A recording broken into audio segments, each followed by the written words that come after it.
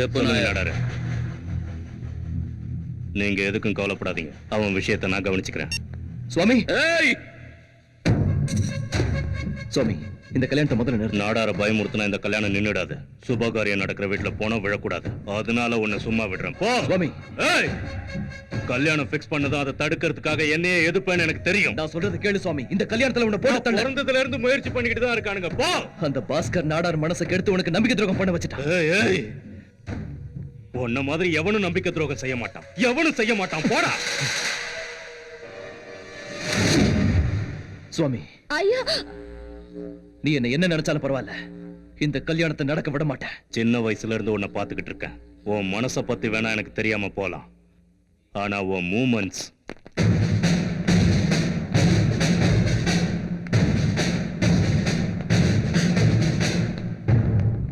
உன் மேல எத்தனை கேஸ் இருந்தாலும் இன்னைய வரைக்கும் உன்னை ஏன் அரெஸ்ட் பண்ணலன்னா சாட்சி சொல்றதுக்கு யாரும் வரல. அப்படியே யாராவது வந்தாலும் அவங்கள நீ சாவடிச்சிடுற. ஆனா இன்னைக்கு உனக்கு எதிராக யார் தெரியுமா சாட்சி சொல்லியிருக்கா? உன்னுடைய சுவாமி.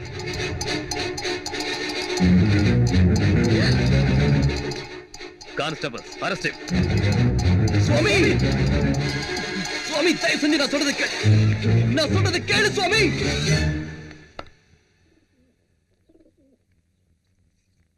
ஐயா, 10 பேரை வாழ வைக்கிறதுக்காக வாழணும் நீங்க. அதே மாதிரிதான் நீங்க வாழ்ந்துகிட்டு இருக்கேன்னு சொன்னீங்க. ஆனா உங்களுக்காகவே வாழ்ந்துகிட்டு இருக்குங்க. உங்ககிட்ட நீங்க நடந்துக்கிறத பார்த்தா ரொம்ப சுயநலமா இருக்குங்க ஐயா. நியாயம் இல்லாத உங்ககிட்ட வேலை பார்க்கறதுக்கு என் மனசாட்சி ஒத்துக்கலையா. நான் வர்றேன் ஐயா.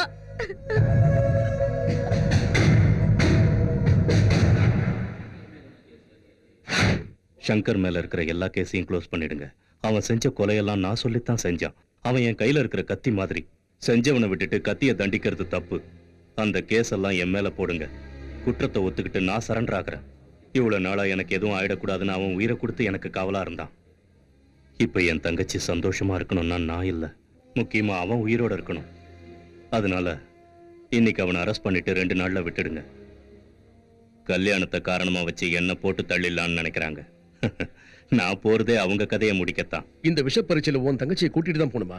ரிஸ்க் தான், வேற வழி இல்ல, முடிச்சாகணும்.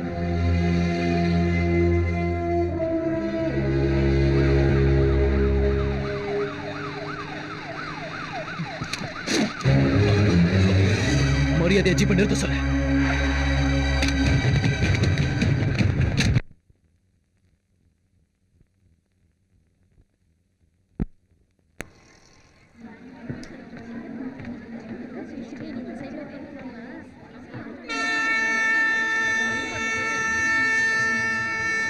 சுவாமி,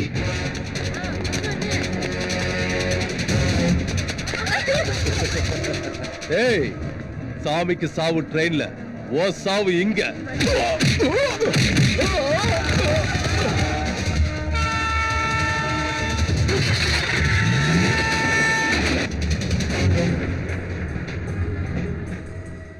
இவ்வளவு நாளா சங்கர் மேல நிறைய கேஸ் இருக்கு. ஆனா ஆதாரம் இல்லாம அவனை ஒண்ணுமே பண்ண முடியல. அதே நீ இப்போ சாட்சி சொன்னியன்னா ஜென்மத்துக்கு அவனால வெளியே வர முடியாது.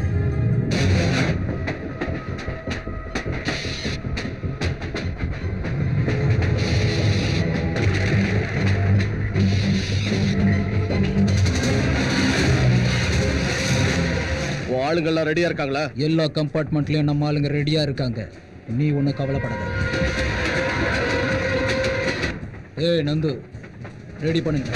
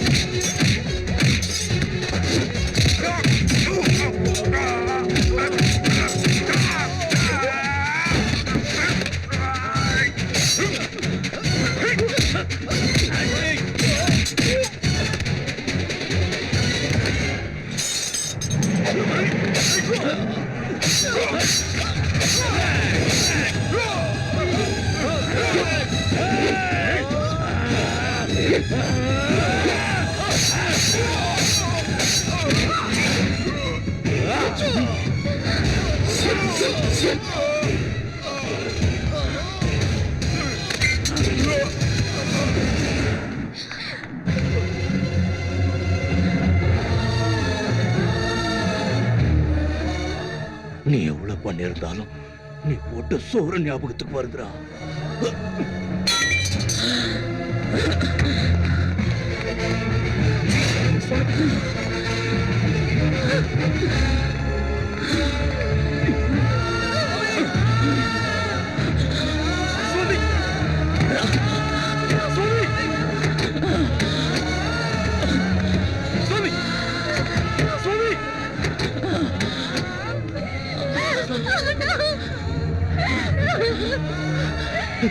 சுவாமி சுவாமி சுவாமி சுவாமி வேண்டாம் வேண்டாம் சுவாமி வேண்டாம். சங்கர், ரத்த சம்பந்தத்தால 2 பேர் அண்ணன் தம்பி ஆவாங்க, கல்யாணத்தால 2 பேர் கணவன் மனைவி ஆவாங்க. ஆனா எந்த எதிர்பார்ப்பும் இல்லாம வெறும் நம்பிக்கையை வச்சு மட்டும்தான் நண்பர்கள் ஆகுறாங்க. அப்படிப்பட்ட உன் நட்பு சந்தேகப்பட்டு தப்பு பண்ணிட்டேன். என் தங்கச்சி உன்னை பாக்குறதுக்காக வந்தப்பவே இத்தனை நாள என் மனசுல பூத்த காதல உன் அண்ணனுக்காக அழிச்சுக்கிட்டேன். இப்ப உனக்காக அழிச்சுக்கிறேன். நீ நல்லா இருக்கணுங்கிறதுக்காக. என் நண்பனோட ஆசையும் அதான், என் முடிவும் இதுதான்.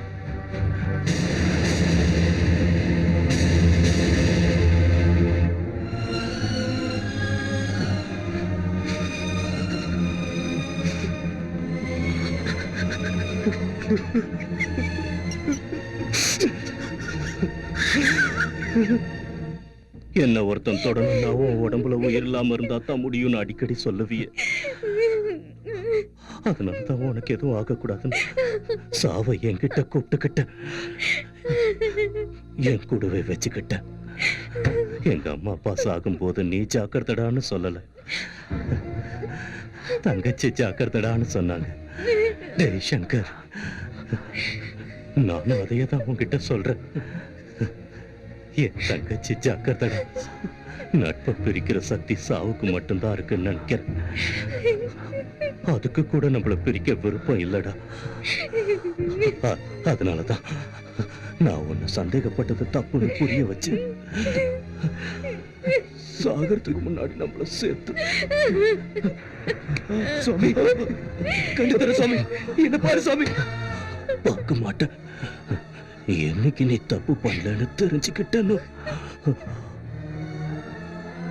அன்னைக்கு என்ன செத்து போயிட்ட சாமி. என் தங்கச்சி ஜாக்கிரதை. சுவாமி, சுவாமி, சுவாமி.